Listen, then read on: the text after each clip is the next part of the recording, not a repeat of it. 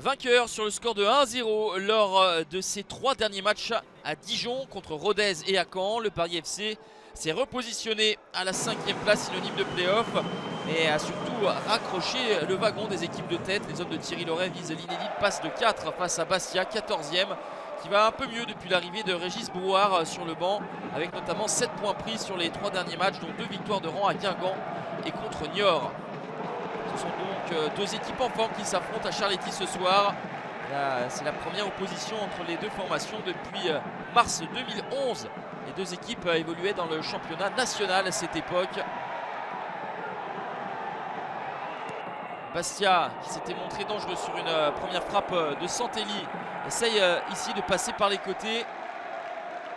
Personne pour couper, et le ballon claqué par Vincent de Marconnet. Le Paris FC qui recule et qui concède des occasions, mais toujours pas de réussite pour les Corses. Le Paris FC reste sur 3 matchs consécutifs sans encaisser de but. La deuxième période avec la formation de Thierry Loret qui recule encore et en était tout proche de l'ouverture du score des Bastiais, qui clairement mérite depuis le début de la partie.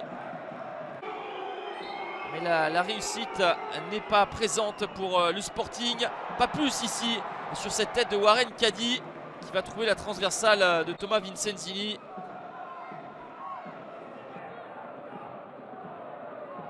Paris FC qui recevra à Charléty l'Olympique Lyonnais en Coupe de France, et qui